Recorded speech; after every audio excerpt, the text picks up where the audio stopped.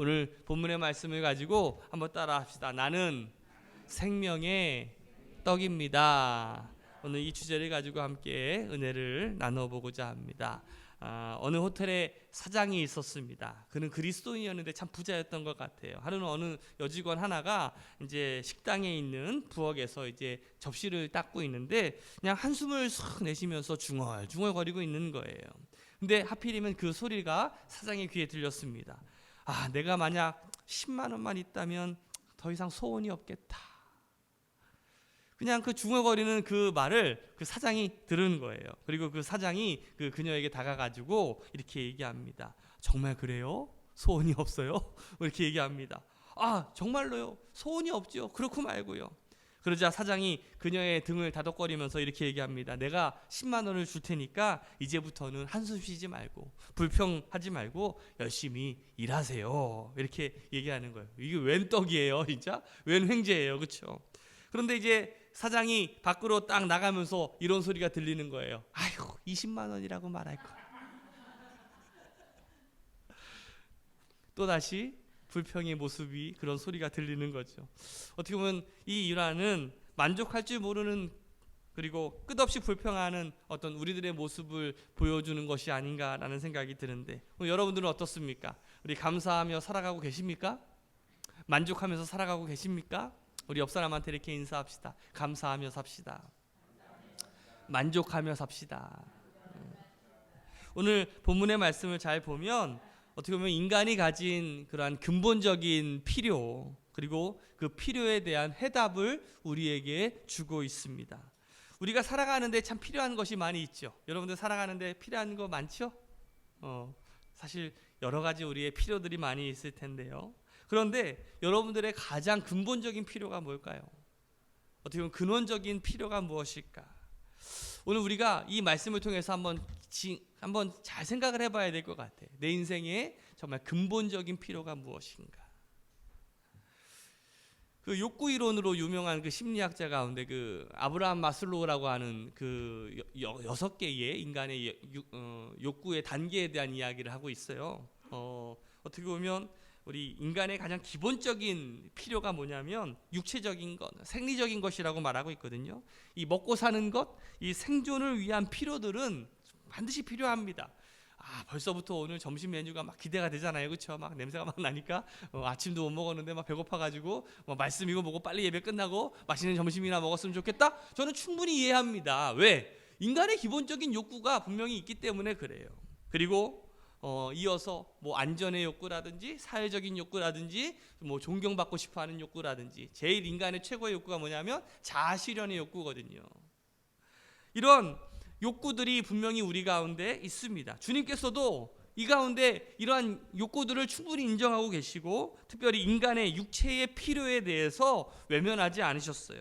그분도 자기 생존에 대한 필요가 인간에게 얼마나 중요한지를 알고 계셨던 분이세요. 그래서 오늘 6장 앞부분에 보면 유명한 기적의 사건이 나오잖아요. 오병이어의 기적의 사건이 나오는데 그 사건으로 봐서도 그 예수님께서 이 배고픔을 외면하시지 않으셨다라는 것을 우리는 분명히 알 수 있습니다. 그러면 우리가 예수님의 제자들인 우리들로서도 마찬가지예요. 사실 이 지구촌의 이 빈곤에 대한 문제, 앞으로 우리가 참 이 빈곤에 대한 문제 때문에 참 많은 어려움이 분명히 올 텐데 사실 먹을거리가 우리가 넉넉하게 먹는 것처럼 생각하지만 사실 우리가 먹을거리가 점점 줄어가고 있는 거 알고 계시죠? 그래서 미래를 예측하는 학자들 가운데는 우리가 그 단백질을 먹기 위해서 뭘 먹어야 돼요? 모르셨어요? 그렇죠. 곤충을 이제 먹어야 된다라는 걸로 우리가 이제 생각하고 있는데 그만큼 사실 우리가 이 빈곤에 대한 문제에 대해서 우리가 외면해서는 안 된다라는 것. 사실 우리나라 말고요. 사실 동남아시아나 아프리카나 사실 빈곤으로 허덕이는 나라들이 얼마나 많이 있습니까? 추정되는 인구수가 10억 명이에요. 10억 명. 근데 지금 요즘 우리 시대는 절대 빈곤이라는 단어는 사실 사라진 것 같고 사실 지금 우리는 어떻게 하면 덜 먹을까? 어떻게 하면 살을 뺄까라는 것으로 고민하면서 살아가는 이 모습이 얼마나 행복한지 몰라요. 안 그렇습니까, 여러분들? 사실 우리가 이렇게 잘 먹고 하는 그런 먹거리에 대한 이렇게 풍성히 먹는 것, 사실 여러분들이 지금 먹는 것이 그 조선시대 임금님보다 더 잘 먹고 있다는 거 알고 계십니까? 훨씬 더 잘 먹고 있다는 사실을 우리는 깨달아야 돼요. 어떻게 보면 이 10억 명에 해당하는 인구는 여전히 일어나서부터 내일 오늘 무엇을 먹을까, 어떻게 먹을 수 있을까라는 것으로만 막 고민하면서 살아가고 있는데, 사실 우리가 이런 이웃의 어떤 빈곤과 또 이 어려움에 우리가 무관심해서는 안 된다. 여러분들 이 구제사역도 여러분들 열심히 좀 해주셔야 돼. 어려운 이웃들 우리가 돌보면서 살아간다는 것, 같이 더불어 살아간다는 것이 얼마나 중요한 것일까. 어떻게 보면 우리가 그리스도인으로서 이런 윤리적인 그런 의무를 가지고 좀 고민을 하면서 우리가 함께 삶을 살아가야 되는 것이 아닌가라는 생각이 들어요. 그런데 우리가 그리스도인으로서 한 걸음 더 나아가서 그냥 단지 떡을 제공하는 것만으로 우리의 책임을 다했다라고 할 수는 없어요.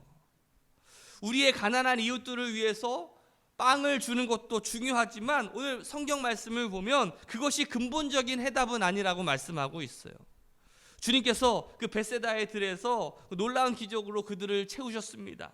그러나 그 기적을 통해서 배고픔을 면했던 그 백성들의 모습, 그 군중들의 모습은 어땠을까를 우리가 유심히 살펴봐야 돼요. 그 기적 사건을 체험했던 그 많은 사람들이요, 그 예수님의 그러한 기적을 통해서 배불러진 다음에 그들의 삶이 어떻게 변했을까요?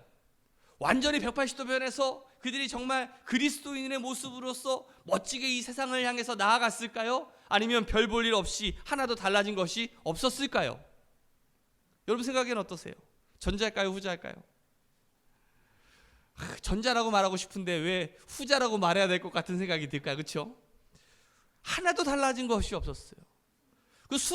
정말 놀라운 하나님의 기적을 체험했음에도 불구하고 그들은 여전히 불안해하고 불만스러워하고 방황하고 슬퍼하며 배고파하는 군중들의 모습이었습니다. 이것은 그들이 아직도 어떻게 보면 절대적인 어떤 근원적인 필요가 무엇인지를 깨닫지 못하고 있었는지 몰라요. 근원적인 문제가, 어떤 근본적인 필요가 채워지지 않으면, 충족되지 않으면 인간은요 절대로 만족할 수 없다라는 것. 또 한 가지 넘길 수 없는 것은요, 기적을 체험한 후에 이 이스라엘 백성들의 반응입니다. 그들이 어떤 반응을 보입니까? 그 기적 때문에 감격해하고 감사하면서 그런 하나님, 주님 예수님을 잘 감사하는 모습으로 보입니까? 아니에요. 그들은요, 30절 말씀 한번 읽어볼까요? 시작. 그들은 다시 물었다. 우리에게 무슨 표징을 행하셔서 우리로 하여금 보고 당신을 믿게 하시겠습니까? 당신이 하시는 일이 무엇입니까? 지금 오병이어의 기적을 체험했잖아요. 그런데 더 큰 기적을 우리에게 보여달라고 이야기하고 있는 거예요. 이미 기적을 체험했음에도 불구하고 이스라엘 백성들은, 그것을 경험했던 사람들은 더 큰 기적, 더 큰 표적을 요구하고 있는 그 모습을 보게 됩니다.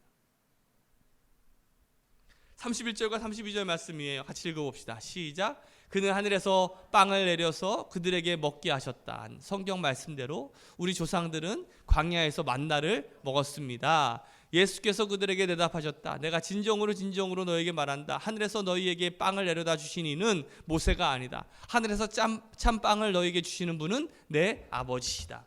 오늘 여러분들이 그 벳세다 들판에 있는 이스라엘 백성들이라고 한번 생각을 해봅시다. 그리고 여러분들이 그 오병이어의 기적을 탁 체험했어요. 이 중에 도시락을 가져온 애는 누굴까요? 여러분들 제 자신이었으면 좋겠는데, 어쨌든 그런 기적을 경험했습니다. 근데 대뜸 하는 사람들이 얘기가 그런 거예요. 뭐냐면, 예수님, 모세는 40년 동안 만나를 내려줘가지고 우리를 먹게 했습니다. 이 말은 무슨 말이에요? 당신도 우리를 40년 동안은 책임져 주셔야 됩니다. 이 얼마나 못된 심보예요, 그렇죠?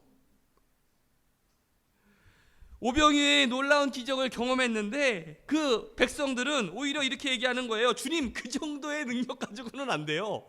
그냥 오늘 이 한 끼만 해결해서는 되는 게 아니고, 언제까지? 적어도 모세는 40년을 그렇게 했는데 주님도 그렇게 해야 내가 따르겠습니다라는 거예요.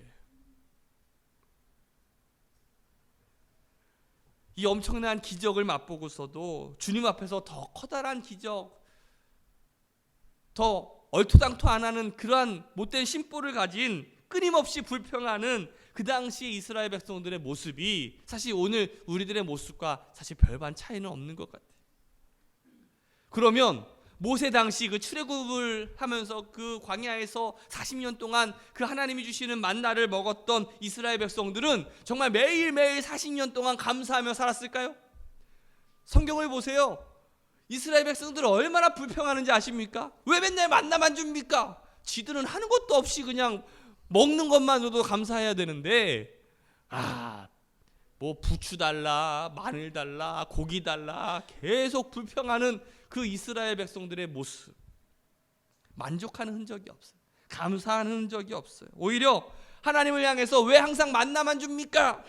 투정하는 그 이스라엘의 모습이 사실 오늘 우리들의 모습이 바로 그 모습이 아닌가라는 생각이 들어요. 어떻게 보면 이스라엘 백성들이나 그 당시 이스라엘 백성들이나 오늘을 살아가고 있는 우리나 엄밀히 말하면 정말 우리가 필요한 것이 무엇인지를 모르는 채 삶을 살아가고 있는지도 몰라요. 오늘 본문의 말씀을 통해서 예수님은 모든 시대의 사람들이 직면하고 있는 근원적인 필요, 근본적인 필요를 우리에게 말씀해주고 있어요. 두 가지를 말하고 있는데 첫 번째는 이겁니다. 바로 하나님과의 올바른 관계가 필요하다라고 말하고 있어요. 오늘 우리가 반드시 우리가 가지고 있어야 되는 필요가 뭐냐면 하나님과의 올바른 관계가 필요합니다. 한번 옆 사람한테 한번 물어보세요. 하나님과 관계를 잘 맺고 있습니까? 시작.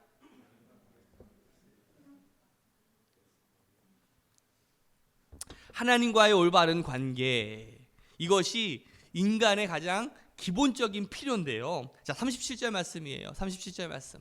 아버지께서 내게 주시는 사람은 다 내게로 올 것이요 또 내게로 오는 사람은 내가 물리치지 않을 것이다. 무슨 말이에요? 예수님을 통해서 아버지, 바로 하나님 앞에 오는 것, 그것이 근본적인 필요다라고 말씀하고 있어요. 우리는요 사실 많은 것들을 필요하면서 살아갑니다. 뭐 음식, 직장, 뭐 더 큰 사업, 더 많은 물질, 그렇죠? 뭐 건강. 그런데 주님은 이렇게 말씀하고 있는 거예요. 그것으로 만족하지 못한다라는 거예요. 너희의 근본적인 필요는 뭐다? 바로 하나님이다라고 말하고 있는 거예요. 그래서 시편 기자는 이 사실을 깨닫고 이렇게 고백하잖아요. 하나님이여 사슴이 시냇물을 찾기에 갈급함같이 내 영혼이 주를 찾기에 갈급하나이다 라고 고백하고 있잖아요. 성 어거스틴도 마찬가지였어요. 그런 성자들도 바로 이 사실을 깨달았어요. 그래서 그는 이렇게 말합니다. 하나님, 내 영혼이 당신의 품에 돌아가기 전까지, 내가 당신의 품에 돌아가 쉬기까지 결코 나는 평안함이 없습니다 라고 고백하고 있는 거예요. 오늘 여러분들이 하나님과의 관계를 통해서 여러분들의 인생의 근본적인 필요가 해결되었다라고 여러분들 고백하실 수 있으세요? 하나님을 알지 못하고 하나님과의 올바른 관계를 갖지 못하고 아직 하나님을 만나지 못했다면 여전히 여러분들은 굶주린 사람이에요. 두 번째 필요는 바로 영생, 구원입니다. 40절 말씀 한번 읽어볼까요? 또한 아들을 보고 그를 믿는 사람은 누구든지 영생을 얻게 하려는 것이 내 아버지의 뜻이다. 나는 마지막 날에 그들을 살릴 것이다. 우리는요 인생을 살면서 참 수많은 문제를 경험하면서 살아갑니다. 그리고 그 인생의 어려움 때문에 부딪히기도 하고 좌절하기도 하고 뭐 참 힘든 삶을 살아갈 때가 많이 있죠. 그리고 때로는 뭐 어려움만 있는 것이 아니라 때로는 기쁨도 있죠. 어떤 것들을 성취할 때도 있고 어떤 것들을 얻는 날도 있을 거예요. 그런데 그것을 성취했다라고 하더라도 그 이야기는 잠시예요. 우리 교회 청년 가운데 하나가 이제 열심히 사업을 해가지고 차를 하나 샀습니다. 제가 보기에는 좋은 차예요. 근데 얼마 가지 않아가지고 외제차를 타고 싶다는 거예요. 더 좋은 차를 타고 싶다는 거예요.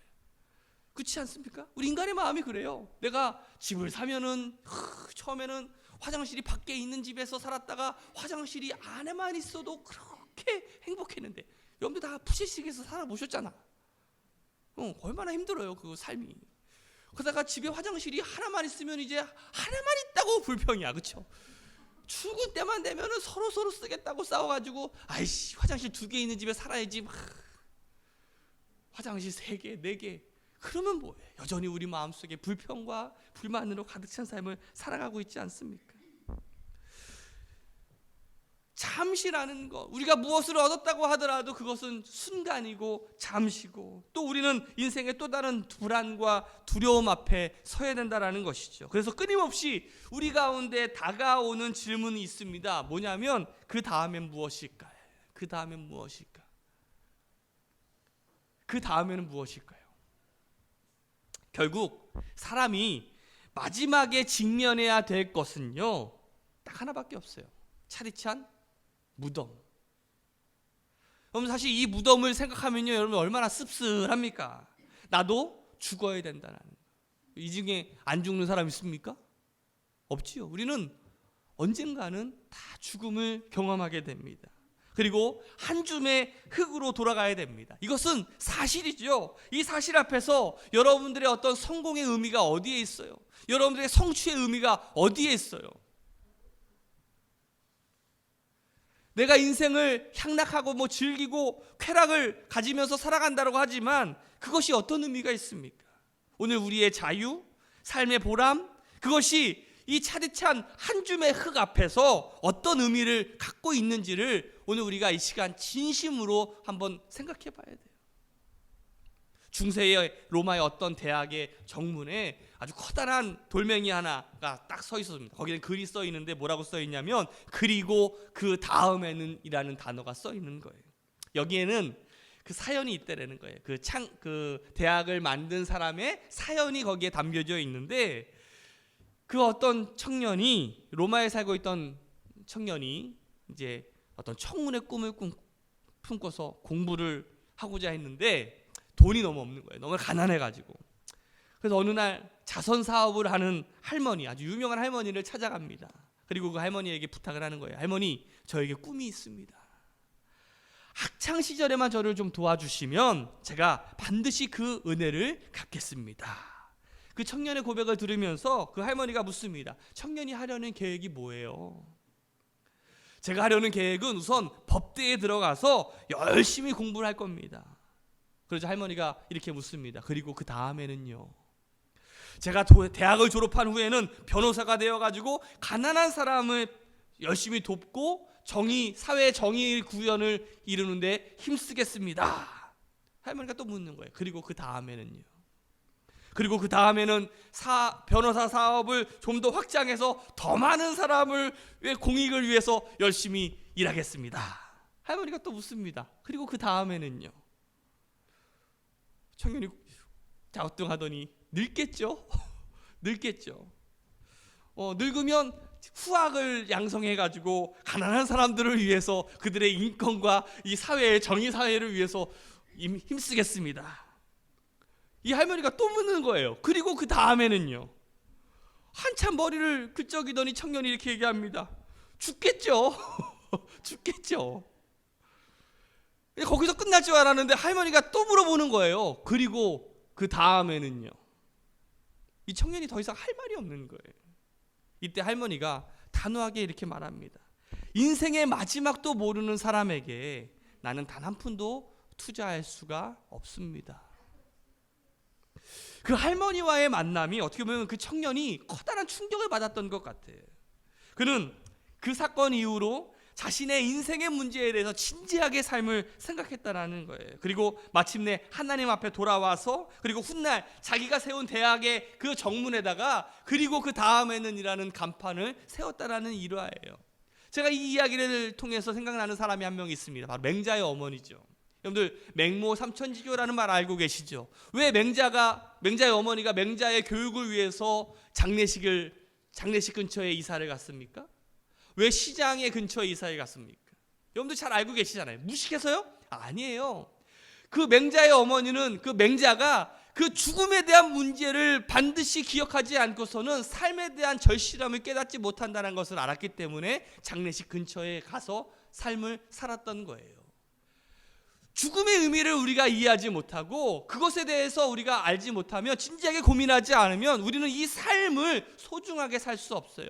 왜 시장에 가서 이사를 해서 거기서 삶을 살아갑니까? 왜 골라골라 하며 막 피 터지게 싸우는 그 모습, 지저분한 모습을 보여주고 있습니까? 삶의 처절함이에요. 그것을 알지 못하면 우리는 성공할 수가 없다는 것이죠. 오늘 여러분들은 이 죽음을 의식하면서 삶을 살아가고 계십니까? 오늘 여러분들의 가슴에 그 다음에는 이라는 이 단어가 여러분들의 가슴에 새겨지시기를 주님의 이름으로 축복합니다. 어떻게 보면 이 궁극적인 문제죠. 이 근본적인 문제, 이 영생의 문제, 구원의 문제, 우리 인생의 마지막이라는 문제 앞에 할 말이 없는 사람들이 있어요. 이들에게는 오늘의 성취도 성공도 의미가 없다라는 사실을 여러분들 꼭 깨달으셔야 돼요. 이 영생의 문제, 이것이 여러분들의 근본적인 니드, 필요가 아니겠어요? 어떻게 보면 예수님께서는 오늘 본문에서 우리 인간이 가지고 있는, 우리가 가지고 있는 근본적인 문제에 대한 해결책을 우리에게 제시해주고 있어요. 우리 35절 말씀이에요. 같이 읽어봅시다. 예수께서 그들에게 말씀하셨다.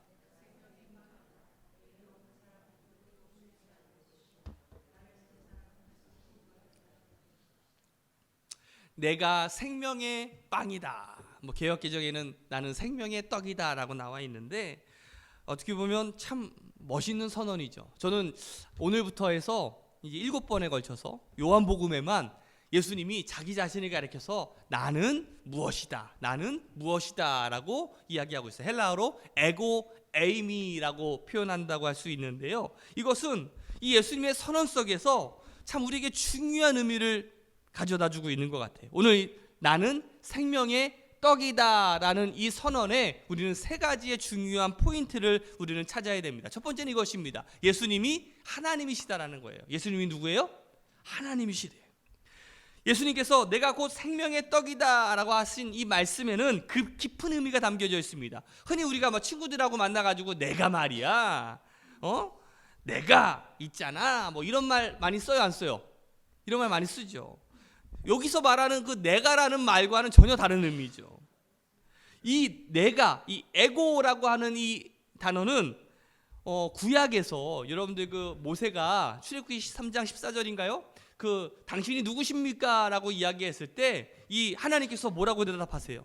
나는 스스로 있는 자 아니라. 이게 영어 성경에 보면은 I am who I am이라고 되어 있거든요. 나는 나다, 이렇게 되어 있어.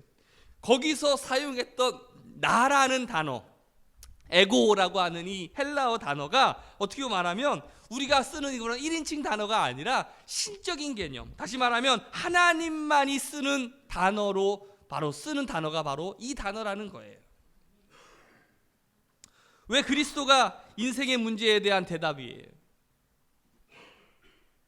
왜 예수님이 우리 인생의 문제에 대한 해답입니까? 그거 하나님이시기 때문에 그렇죠. 예수님이 하나님이시기 때문에 그런 거예요. 그분이 나를 창조하셨고 나를 지으셨고 그분이 나를 이끄시고 섭리하시고 나의 구속자로서 나의 하나님이 되시기 때문에 그래요. 그래서 그분이 내 문제에 해답이 되시는다는 사실이죠. 예수님께서 하나님이 모세를 통해서 만나를 주셔서 이스라엘 백성들의 배고픔을 해결하신 사실을 환기시키면서 무엇을 말씀하고 있는 거예요? 하늘에서 내린 떡은 모세가 준 것이 아니라 누가 준 거예요? 하늘에서 하나님이 주신 것이라는 거예요. 그 떡은 모세가 준 게 아니라 누가 준 거라고요? 하나님이 주신다는 것이죠. 그래서 내가 곧 생명의 떡이다, 바로 이 말씀은 내가 곧 하나님이다라는 말씀이에요. 우리가, 여러분들 예수님 믿습니까? 예수님을 주로 고백하십니까? 예수님 영접하셨습니까? 여러분, 우리가 예수님을 믿습니다, 영접했습니다라는 것을, 이 말을요 여러분들 과소평가해서는 안 돼요. 왜냐하면 그 말은 그리스도가 지금 내 안에 있다라는 거예요. 바꿔 말하면 하나님이 지금 여러분들 안에 있다라는 거예요, 없다라는 거예요? 있다라는 거예요. 하늘과 땅을 창조하신 그 창조주 하나님, 그 하나님이 나의 하나님이시라면 내가 무슨 부족함이 있겠어? 그분이 해답 아니겠어요? 근데 뭔가 허전한 것 같죠? 뭔가 퍽 비어있는 것 같죠? 뭐가 문제예요? 바로 하나님이 여러분들의 안에 덜 차서 그래요. 오늘 여러분들이 하나님을 예수로, 구원자로, 주님으로 고백하지만 여전히 여러분들은 하나님 말고 다른 것들을 더 바라보고 더 채우기를 원하기 때문에 하나님으로 채워져야 되는 우리의 모습들이 빈 공간으로 채워지는 거예요. 아무리 채워져도 오늘 여러분들이 예수님 한 분만으로 만족할 수 있는 믿음의 사람들 되시기를 주님의 이름으로 축복합니다. 두 번째로 예수님 자신이 해답이에요. 우리의 진정한 필요는 예수님이 우리에게 주시는 그 무엇이 아니라 바로 예수님 자신이라는 거예요. 우리는 끊임없이 이스라엘 백성들처럼 그 모세가 이끌었던 이스라엘 백성들처럼 하나님 만나만 주시지 말고 부추도 좀 주시고 고기도 좀 주시고 마늘도 좀 주시고 다른 것도 좀 주세요.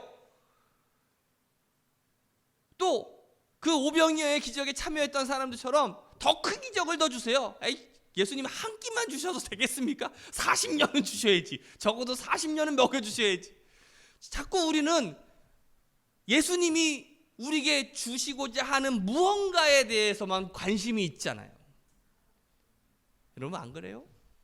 탁 따놓고 말해서 내가 신앙생활 잘하면 사업이 잘 될 것 같고 성공할 것 같고 자녀들이 잘 될 것 같고 그것을 위해서 여러분들 혹시 이 자리에 있다면 여러분들 순서가 바뀌었어. 그걸 안 주시겠다라는 게 아니라 순서가 바뀌었어요. 여러분들 누가복음에 보면 탕자의 비유가 나옵니다.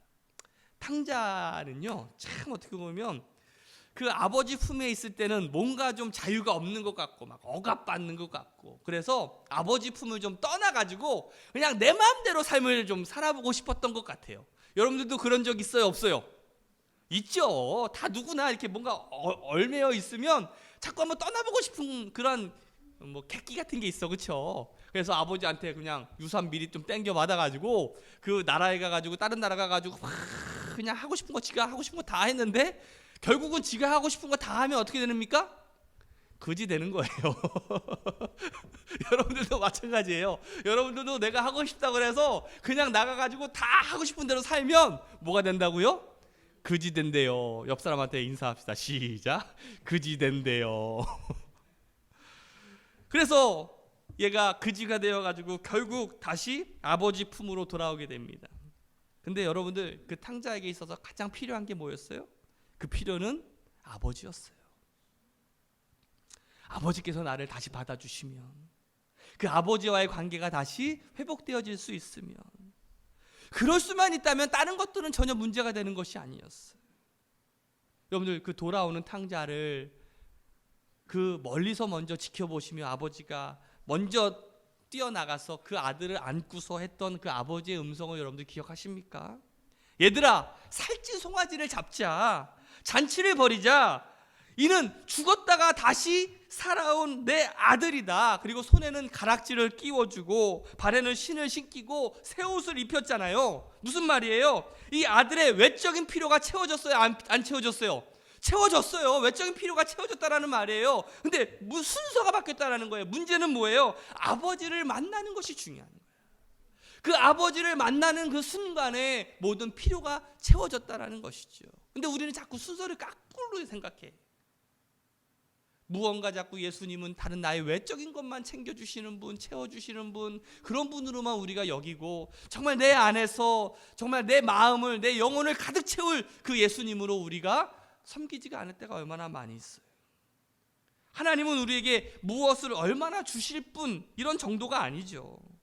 그분은요 우리의 궁극적인 자체 아니겠습니까? 우리에게 필요한 건 단 하나예요. 그냥 예수님 한 분이에요.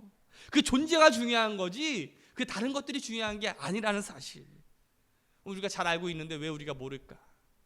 우리는 자꾸 이런 헛것과 신기를 위해 우리가 삶을 빠지면서 살아갈 때 우리의 믿음의 눈이 약해지는 것 때문에 그런 것은 아닐까?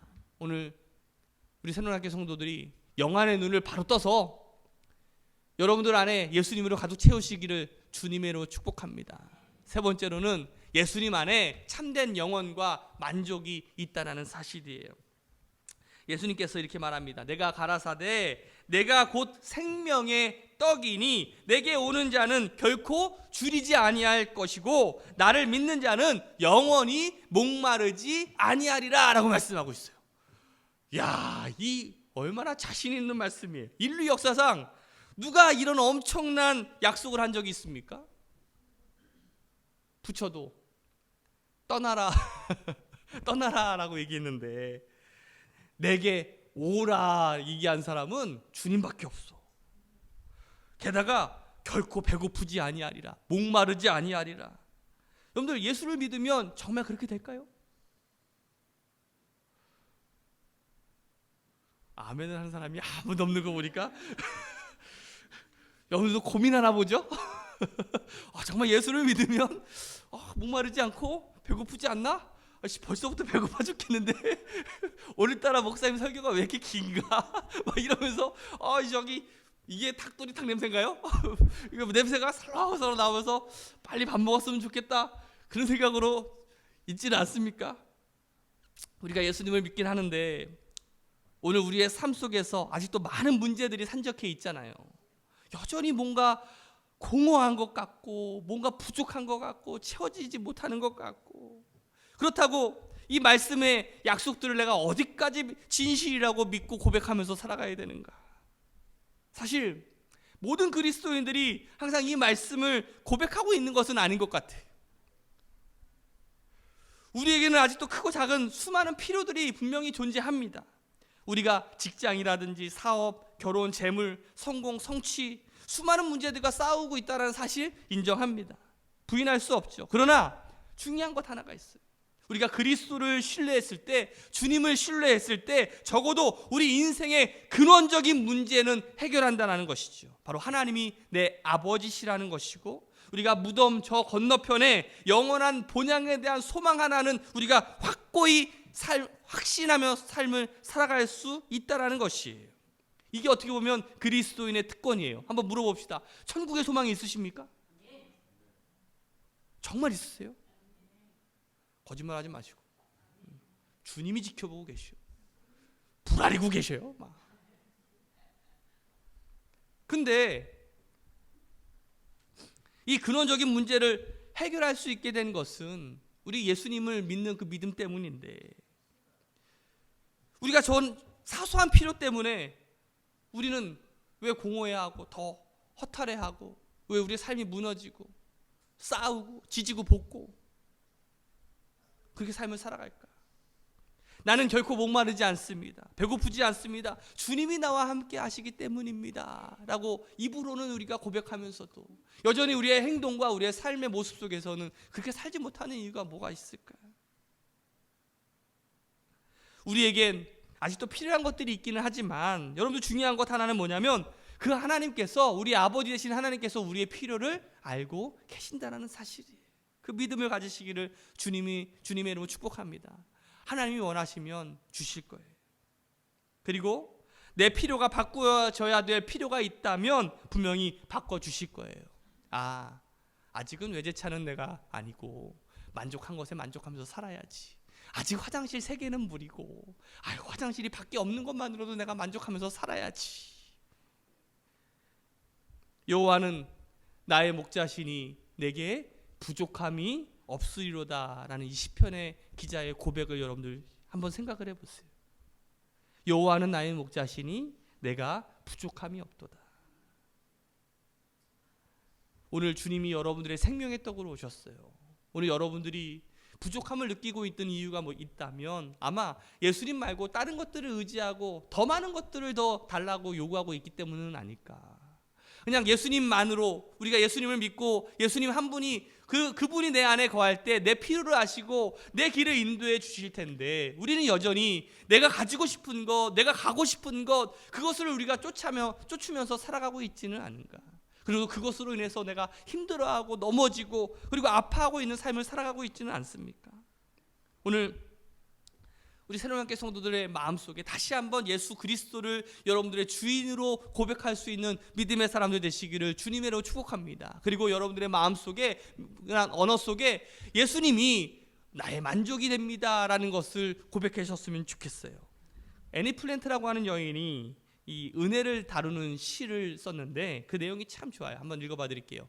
우리의 짐이 무거워질 때 더욱 은혜 내리시며 우리가 힘겨워할 때 더욱 힘을 주시는도다. 고통이 더해질 때 긍휼을 입히시고 시험이 더해질 때 평강을 부으시도다. 더 버티지 못하고 주저앉을 즈음 우리가 쌓아둔 그 모든 것이 고갈될 즈음 아버지의 풍요의 공급은 이제 막 시작되었도다. 그의 사랑 끝없어라. 그의 은혜 측량할 길 없어라. 헤아릴 바 없어라. 이 작은 머리로는 무한하신 그 풍요와 그 능하심을, 오 주 예수여, 당신은 내게 주시네, 또 다시 주시네. 오늘 주님이 여러분들을 채워주시는 그 은혜를 경험하면서 살아가시기를 주님의 이름으로 축복합니다. 오늘 내 마음속에 예수님으로 가득 채워서 여러분들의 입에서 내게 부족함이 없도다 라는 그 고백이 나오는 믿음의 간증의 사람들 되시기를 주님의 이름으로 축복합니다. 기도하겠습니다.